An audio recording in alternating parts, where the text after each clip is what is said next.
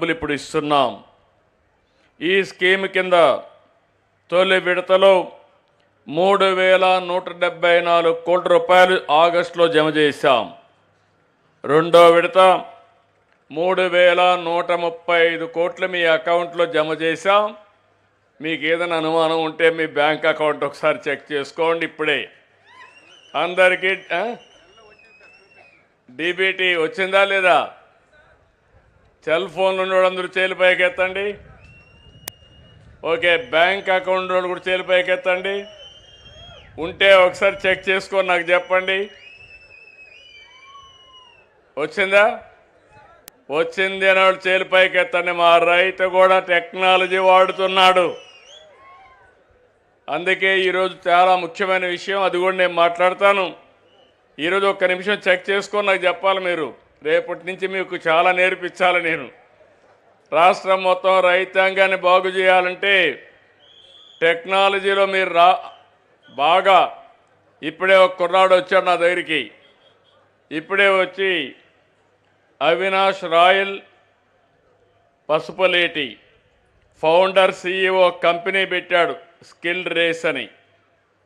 నేను 10 మందికి ఉద్యోగాలు ఇస్తాననే పరిస్థితికి వచ్చాడు. రైతులు కూడా ఆ స్థాయికి చేరాలి.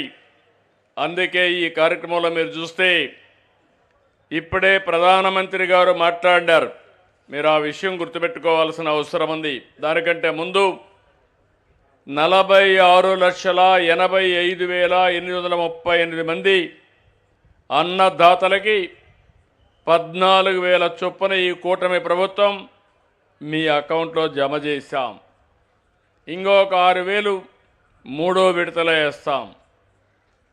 మన రాష్ట్రంలో మీరు చూస్తే ఆర్థిక విధ్వంసం జరిగింది, అభివృద్ధి ఆగిపోయింది, వెసులుబాటు లేని పరిస్థితి ఉంది.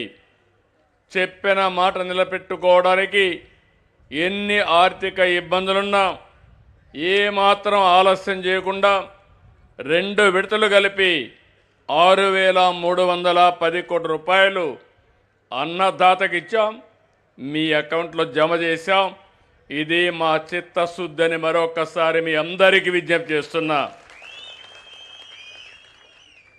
అయితే ఈరోజు రైతన్న భవిష్యత్తు మార్చే మార్పు గురించి మనం ఆలోచించుకోవాలి. మీ అభిప్రాయాలు, ఆలోచనలు, అవసరాలు కూడా మనం చర్చించుకోవాలి. ఆచరణలోకి తీసుకురావాలి. సాగు తీరు మారాలి. వ్యవసాయం లాభసాటి కావాలి. అన్నదాత బతుకు మారాలి. దీనికోసమే మనం ఆలోచిస్తే అనేక విధాలుగా మనం ముందుకు పోతున్నాం. ఈరోజు ప్రధానమంత్రి గారు ఉపన్యాసం కూడా మీరు విన్నారు. ప్రకృతి సేద్యం రాబోయే రోజుల్లో ప్రకృతి సేద్యం ఏ దేశం కానీ ఏ రాష్ట్రం కానీ ముందుంటే ఆ రాష్ట్రానిదే భవిష్యత్తు. అప్పుడే రైతు సమస్యలకు పరిష్కార మార్గం. నేను అందుకనే మీ అందరికీ ఒక సూచన చేస్తున్నా. నేను ఎప్పుడు కూడా ఒక సంస్కరణలకు నేను నాంది పలుకుతాను. ఈ రైతులంతా కూడా నేను కూడా ఒక రైతు బిడ్డ.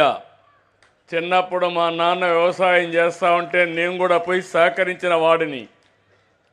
అక్కడి నుంచి ఒక రైతు బిడ్డ ఇన్ని సంవత్సరాలు రాజకీయాల్లో ఉండడమే కాకుండా సమర్థవంతంగా పాలన అందజేసి సుపరిపాలనకు నాంది పలికామంటే ఇక్కడుండే రైతులంతా కలిసి మీ వ్యవసాయంలో లాభసాటిగా చేయలేమా అంటే చేయగలుగుతామనేది నా అభిప్రాయం అని మరొక్కసారి మీ అందరికీ హామీ ఇస్తున్నా.